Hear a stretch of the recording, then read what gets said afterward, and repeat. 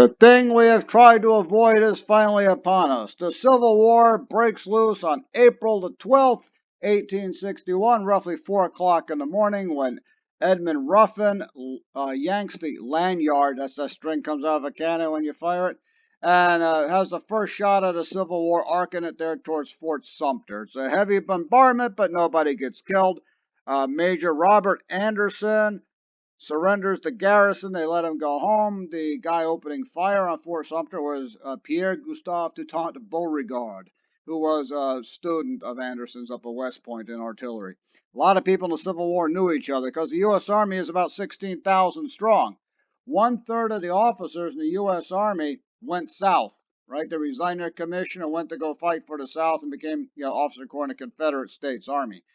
90% of all enlisted soldiers remain loyal to the Union, regardless of their origin. So there's quite a few, Southern Unionists out there.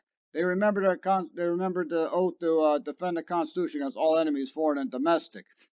Now, when you look at the tail of the tape, it looks like the North is just going to crush the South. But it goes on for 4 years. Determination and belief play a huge role in wars. Now, looking at straight numbers, the Union's got 71% of the country's population, 29% live in the South. And of course, 1/3 of those are slaves. The country's 30 million people at the time, so 21 million people in the Union, 9 million in the South. That's actually more like 6 because, like I said, 1/3 are slaves. Proportion of railroads slanted towards the Union, just like population, 71 to 29. Farm acreage, 65% in the North, 35% in the South. Why is this important? Because the South needs cotton to export to France and Britain for weapons. And you either grow cotton or you grow food. It's going to be one or the other. All right? And in the North, we've got the farm, so we can actually do everything we need to do up there. Proportion of industrial output, not even close, man. 92% of the nation's industrial output is in the North. Only 8% down in the Confederacy. It's clustered around Richmond, Virginia, so they're going to move the capital there anyway because their industry's there, and also their steel industries in Birmingham, whereas in the North it's kind of all over the place. 110,000 factories in the Union States, only 18,000 in the Confederacy. Railroad mileage, not even close, 22,000 in the Union. That's going to climb as the war goes along. Only 9,000 in the South. But hey, the Confederacy's got something big going for it. They're fighting on their home ground.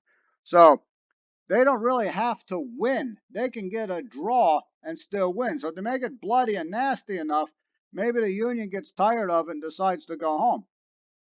Now let's take a look. What are the 3 things you need for a successful revolution? Yep, I told you you'd see this again. Number 1, support of the people. Does the Confederacy have the support of the people? Yes, it does, because, they fought for 4 years, so they had it all the way up to the end anyway. Do they have a sanctuary? Yes, they do. Drop back deeper into the Confederacy. The Union might be larger, but the Confederacy isn't exactly small, man. All the way from Virginia to Texas, that's basically the size of Western Europe. So the Union has to conquer this entire thing to win. So it's a pretty big sanctuary. And what's number 3? Support from the outside, and that's where it gets a little tricky. All right, you and Jefferson Davis are talking about this in Richmond, and now you are wondering, where do I find outside support? Well, first one that comes to mind is Great Britain, right? Frenemies of the United States. You're the Confederate States now, so you have a brand new relationship. Maybe France. Problem, though, is slavery. As much as the British would like to kick the Union in the slats, that slavery issue just keeps coming up again. So the opinion in Great Britain is divided. They're not going to go shed blood for a bunch of slave owners. On the other hand, a lot of cotton coming out of there. They need it for their textile industries. So maybe, just maybe, they can pull the British in. If not military, maybe diplomatic. Well, now you look at the map over here. Now, if you're going to fight against the Confederacy, you have to conquer it. And the first thing you know is the rivers. Got the Appalachian Mountains right here, and you got the rivers here. They flow east to west over here on the East Coast. Why is that important? That means you got to cross it. Who's on the other side? Yeah, somebody who doesn't want you there. All right, so that's going to be hard crossing a river under fire. They live there, so they know where the shallow part is. They're going to wait for you. This is what we're going to call the Eastern Theater. Between the Mississippi and the Appalachians, the Western Theater. Look at these rivers. They flow into the Confederacy. So you just walk down along the river, but doing that since the beginning, right? And then it's called Trans-Mississippi out this way. Got some weird stuff going on in here, but nothing is really going to affect the war. So the action is going to be right here. And since the Confederacy has most of its industry around Richmond, they put the capital there. Going to be a lot of fighting in Northern Virginia, and you know the Mississippi is important. Again, the Confederacy can win with a draw, right? But the Union has to conquer the entire thing. As you can see, it's pretty big. Winfield Scott's still around, hero of 1812, the Mexican War. He's got a plan to deal with this. Of course, nobody was listening to him at first. Everybody, North and South, was convinced there's going to be one battle, probably somewhere in Northern Virginia, and it's going to be over. The Confederates think they're going to hit the Union conscripts pretty hard, and they'll scatter and run away. And the Union thinks they're going to just steamroll through Confederate defenses and walk into Richmond, within a couple of days. So all going to be over in a couple of days. So they take Scott's plan and they just toss it out the window. But Scott's plan is this. First, we're going to do is blockade the Confederacy. So U.S. Navy's pretty decent size. We got to build it back up, and we're going to make sure nothing comes in, nothing comes out, and slowly choke off any foreign trade. The cotton can't get out, the weapons can't get in. Second thing we're going to do is walk right down the Mississippi River and cut it in half. Because when it comes to that Confederate farming, a lot of this is cotton and a lot of this is beef. So, hey, we need to get a lot of food. If we cut it in half, suddenly they might starve to death. And then we're going to slash right down the middle what's left and cut it in half again and walk up this way. Because the Confederates have to defend Virginia. It's their capital. So meanwhile, we're going to be just hammering away at the front door. If we burst through, awesome. If not, it keeps everything pinned down, and we walk up on them from behind and crush them. That's the great Anaconda plan of Winfield Scott. And nobody really listened to him at first because they thought it was going to be over real quick. They're going to find out the hard way. So, Baltimore appears to have a lot of Confederate sympathizers, quite a few in D.C. So they have the Massachusetts 6th Regiment marching through, and they get attacked by brick-wielding civilians. And somebody gets mad or gets scared, and they shoot back, and we've got a war underhand already in Baltimore. They call it the Lexington of 1861. Kind of ironic that these soldiers are from Massachusetts, right? Well, the crowd threw the bricks first. We know that for a start. We know that for a fact. And Corporal Sumner Needham, U.S. Army, is considered to be the first person killed in the Civil War. And we're not even in the South yet. Abe Lincoln suspends habeas corpus. Is he acting like a dictator? Well, what's habeas corpus first? Hey, I can't arrest somebody unless I have evidence, right? Present evidence, body of evidence. You have to have evidence. And he decides anybody who's a Confederate sympathizer or suspected of being one is going to get tossed behind bars. This happened a few times. A few people had written some things in newspapers, and the editor found himself behind bars for a while. But, they eventually let people go and, had some surveillance on them as well as you can in the 19th century. People were accusing Abe Lincoln of acting like a dictator. Cases of rebellion, Article 1, Section 9. Do what you got to do to keep a country alive. If your ego gets bruised, we'll worry about it later. So finally, our first big battle comes up. Battle of Bull Run, or as the Confederates like to say, Manassas Junction. Well, you expect to see armies maneuvering and all this thing out in the field. Basically, we have 35,000 confused soldiers on each side shooting at each other, and occasionally on people at the same side because nobody's really sure what's going on. Ends up as a big Confederate victory. Irvin McDowell is the guy who led them down into this battle. They're expecting him to be the big hero, and as you can see, it did not work out very well. I have had some Confederate partisans tell me that if it hadn't have rained, they would have chased the Union Army into D.C. and ended the whole war. Now, that would not have happened. It's 26 miles away, man. Okay? I mean, you don't fight a battle and go 26 miles. Maybe the ancient Greeks could pull it off, but the Confederacy's not because, that army's only been around about 10 minutes, so it's not that well organized itself. And plus, there's 4 forts around D.C. with 75,000 militia. Granted, they're militia, but if they're behind cover, they'll probably hold it together. So the Union Army takes a bloody nose at the Battle of Bull Run, and suddenly this thing just got real. First thing that happens, Irwin McDowell gets fired. Actually, they transferred him to the West. He was in charge of the Pacific Coast during the Civil War. I guess it's too far away to mess anything up. For some reason, everyone in Phoenix, Arizona loves him. There's parks named for him all over the place. So George McClellan, he comes in next. He's going to lead everybody to victory in the East.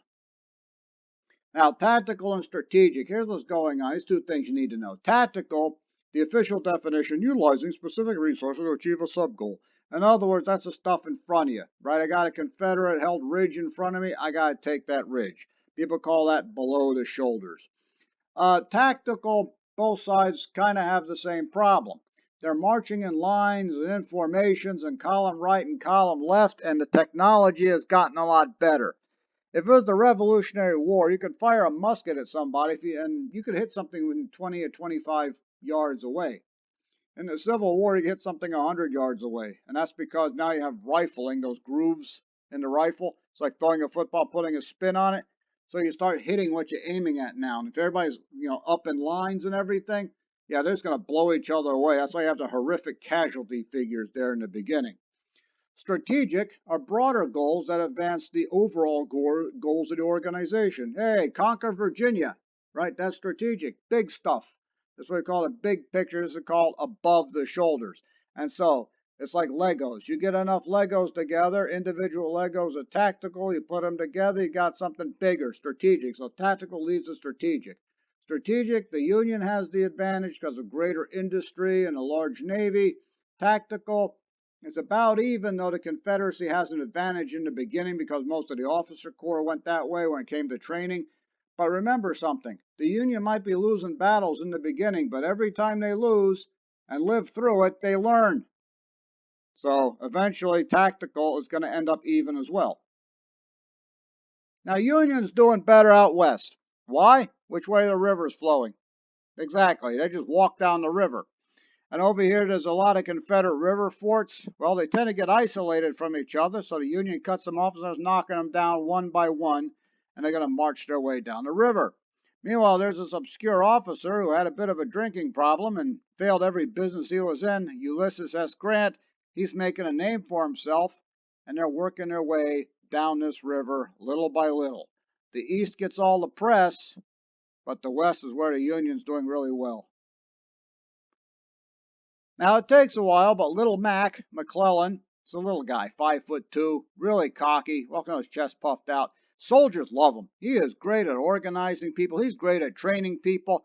And it's taken him a while before he gets his army rolling again. At one point, Lincoln had said, hey, if he doesn't want to use his army, maybe I can borrow it for a while, right?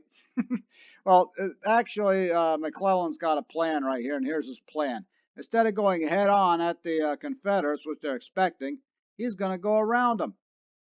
All right, remember Winfield Scott down in Mexico, 1846, going to do the same thing. He's just going to go right around them. So they land down here at Fort Monroe, and they start working their way up the Peninsular Campaign.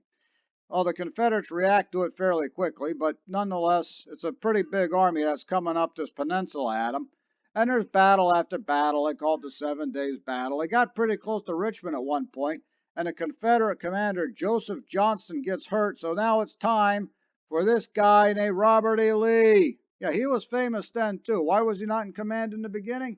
Well, they weren't really sure if they wanted him in command. He wasn't that big into secession, and to be honest with you, he wasn't that big into slavery, but he's going to become the Confederates' leading general and a hero to a lot of people. Well, he takes over, and McClellan has a nasty habit of losing the ball on the goal line all the time, and eventually going to push him back. So the Peninsular Campaign is going nowhere for the Union. Now, with Little Mac east of Richmond, Abe Lincoln decides he's going to be a general. So he calls in General John Pope, and he said, you go south straight into where the Confederates used to be. They pulled away, going to the east to find Richmond. So John Pope goes down there, and boom, there's Stonewall Jackson waiting for him at the second Battle of Bull Run.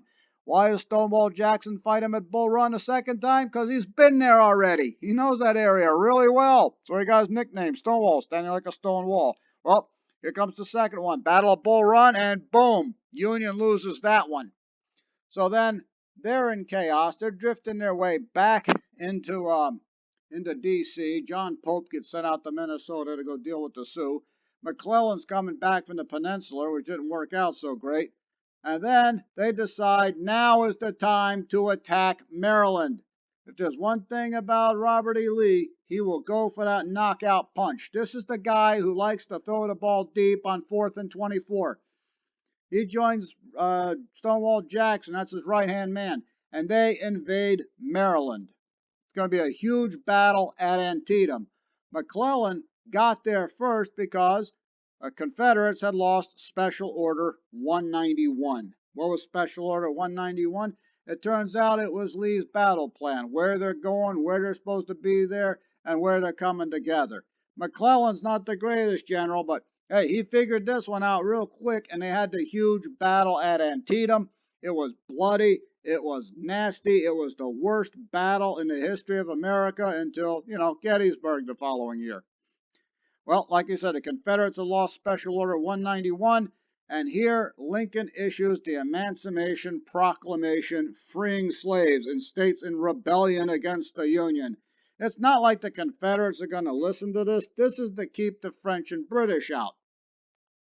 Now, up until now, the Confederates in the East are actually winning the war. France and Britain are watching this, and they figure, maybe we can intervene, kind of like Saratoga back in the Revolutionary War. If they win big, maybe it's time for France and Britain to get involved in this thing. Well, they go up there and have the big battle of Antietam, so it's not the huge victory the Confederates are hoping for. Didn't really lose, didn't really win, didn't turn out the way they wanted. The Union, it's a draw with a couple points on their side, but once they issue the Emancipation Proclamation, that changes everything. The initial goal of the war was to preserve the Union. Now, we're going to free slaves at the same time. Once this comes out, France and Britain are out of this thing. They are not going to go fighting against a nation who is trying to eliminate slavery, because that's the one thing we agree with the British. Now you have changed the whole character of the war. Now, D.H. Hill, they named a library for him up there at NC State. He was a commander of the 2nd Corps in the Confederate States Army. And here's a captain named Henry Kidd Douglas. I like to call him Butterfingers because he's the guy who lost Special Order 191. He was a courier. He was supposed to take up to some other commander somewhere, and he lost the orders. Yep, left them right out there. He stopped at some stream, wash, drink something, and left them right there. A couple privates from Indiana's 27th Regiment found its way to McClellan, who thought it was some kind of a trick.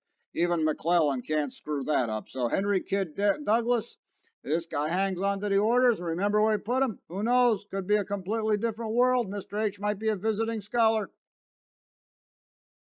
Union continues to gain ground in the West. Nothing's really working out too well for the Union in the East, but out West, they are just working their way down the Mississippi. And now they're going to work their way up the Mississippi because they're going to grab New Orleans. So little by little, they're starting to cut the Confederacy in half, even though it's holding pretty strong in the East. And who's that guy responsible out there in the West? This guy keeps getting more and more headlines. Ulysses S. Grant. He captures Fort Henry. He captured Fort Donelson. He captured Fort Donelson. It's a river fort, right? So it's on a river. Yeah, he busted a hole in one of the walls and flooded it. Well, he works his way all the way down, all the way into Mississippi. So he goes after the main rail junction, the Confederate rail junction in Corinth, Mississippi. They don't have that many railroads, so rail junctions are extremely important to the Confederacy. In April of 1862, a huge battle breaks loose, the Battle of Shiloh. Ulysses S. Grant almost gets himself killed. His horse reared up and went backwards, and he fell off the thing and had a concussion. The Confederate General Albert Sidney Johnston, they knew each other, really good general, got nicked with an artillery shell and didn't realize how bad the wound was. And he's on the horse galloping around trying to rally everybody. It's this wild battle out in the woods. No one really knows where anyone is. He's getting really pale, and then he falls off the thing. They took off the cavalry boot, and it's full of blood. Yeah, femoral artery got cut, and he bled to death without even realizing it. Battle of Shiloh, 13,000 U.S. Casualties, 10,000 Confederate ones, is the worst and nastiest battle in American history until Antietam a couple months later, and then, of course, Gettysburg after that. Well, after Antietam, Lincoln had lost confidence with McClellan. And to be honest with you, McClellan really never liked Lincoln to begin with. I referred to him as a baboon. One time, both Secretary of War Stanton and Lincoln came to come visit McClellan at his house. And McClellan had him waiting in the kitchen for a while. And then the servant came out and said, the general's gone to bed. So you can tell this relationship's going nowhere. So anyway, they can McClellan, and in comes Ambrose Burnside. All right, great mustache, terrible general. Burnside, sideburns. That's where we get the name sideburns from. How about that? See, sideburns.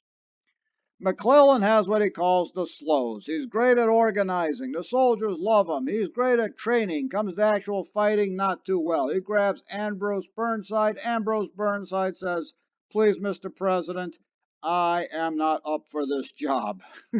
Lincoln says, it's okay, you can do it. If you have to, encourage your general like that, you probably shouldn't put him there.